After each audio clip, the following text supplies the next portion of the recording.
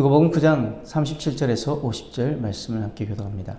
이튿날 산에서 내려오시니 큰 무리가 맞을새 무리 중에 한 사람이 소리질러 이르되 선생님 청하건대 내 아들을 돌보아 주옵소서. 이는 내 외아들이니이다.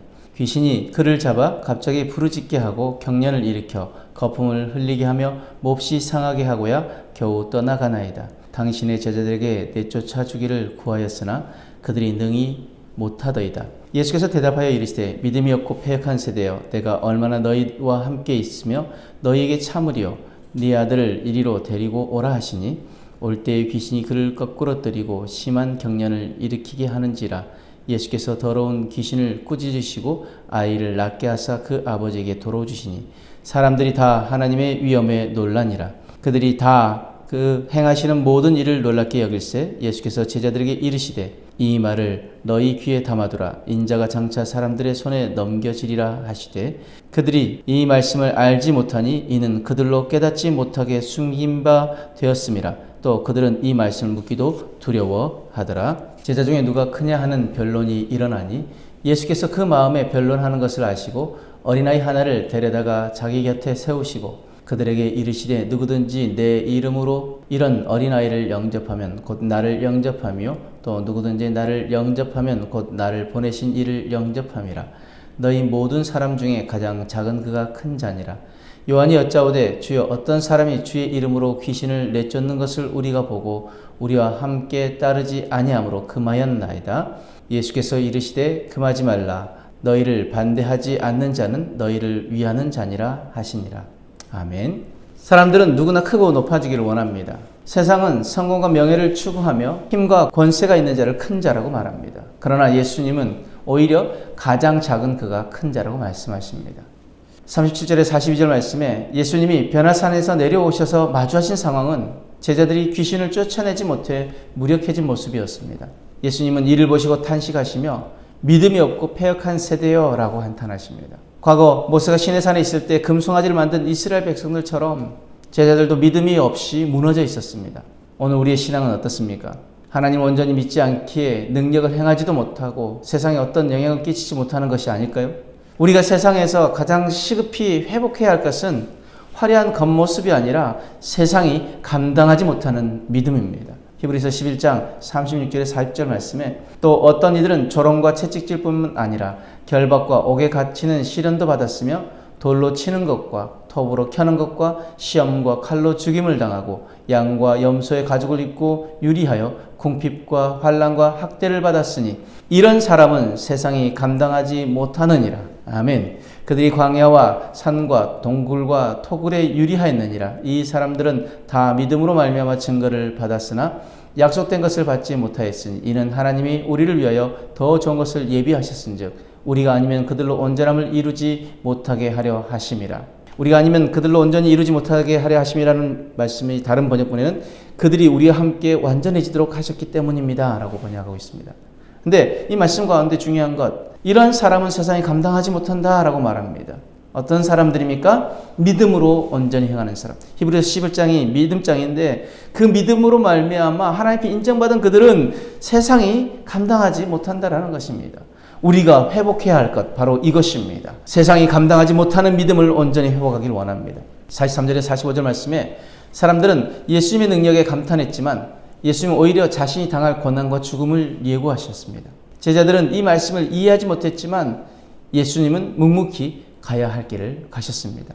오늘 우리는 세상의 작은 영광에 사로잡혀 주님의 부르심을 놓치고 있지는 않습니까? 우리의 시선을 높아지는 것보다 낮아지는 십자가로 돌려야 합니다. 갈라디아서 6장 14절 말씀에 그러나 내게는 우리 주 예수 그리스도의 십자가 외에 결코 자랑할 것이 없으니 그리스도로 말미암아 세상이 나를 대하여 십자가에 못 박히고 내가 또한 세상에 대하여 그러하니라. 아멘. 우리의 자랑은 오직 무엇이어야 합니까? 십자가 외에는 자랑할 것이 없어야 될 줄 믿습니다. 그러나 믿는다고 하는 사람들조차도 세상의 것을 자랑하기 바쁩니다. 세상의 것을 더 추구하고 쫓아가기 바쁩니다. 오늘 우리가 다시 회복해야 하는 것, 세상이 감당하지 못하는 믿음뿐만 아니라 세상 것을 자랑하는 것이 아니라 십자가를 자랑하는 것, 이것이 우리의 가장 큰 영광이 되어야 될 줄 믿습니다. 46절에 48절 말씀에 제자들은 누가 크냐를 놓고 다투었지만 예수님은 오히려 어린아이를 영접하는 자가 큰 자라고 하십니다. 어린아이는 당시 가장 낮은 존재로 여겨졌습니다. 즉 예수님은 자신을 버리고 낮아지는 삶을 강조하신 것입니다. 우리는 세상의 기준이 아닌 주님의 기준으로 우리를 돌아보아야 합니다. 지금 내가 꿈꾸는 것이 과연 정말 주님이 기뻐하시는 꿈인지, 정말 주님이 원하시는 것인지 우리는 돌아보아야 합니다. 빌립보서 2장 5절에서 8절 말씀에 너희 안에 이 마음을 품으라. 곧 그리스도 예수의 마음이니 그는 근본 하나님의 본체시나 하나님과 동등됨을 취할 것으로 여기지 아니하시고 오히려 자기를 비워 종의 형체를 가지사 사람들과 같이 되셨고 사람의 모양으로 나타나사 자기를 낮추고 죽기까지 복종하셨으니 곧 십자가에 죽으십니다. 우리가 품어야 할 건 무엇입니까? 예수 그리스도의 마음입니다. 우리가 가장 낮은 자로 정말 주님이 우리에게 원하시는 그 뜻을 이루어드리는 것이 우리의 꿈이길 원합니다. 그리고 우리를 통하여서 하나님의 나라가 확장되어지고 예수의 이름이 온전히 증거되어지는 일이 우리의 가장 큰 목적이 되어지길 원합니다. 49절에서 50절 말씀에 제자들은 자신들만이 예수님의 일을 할 수 있다고 생각하며 다른 사람들을 배척하려 했습니다. 그러나 예수님은 우리 편이 아니면 적이라는 논리를 거부하시고 십자가를 따르는 자라면 함께 할 수 있다고 하셨습니다.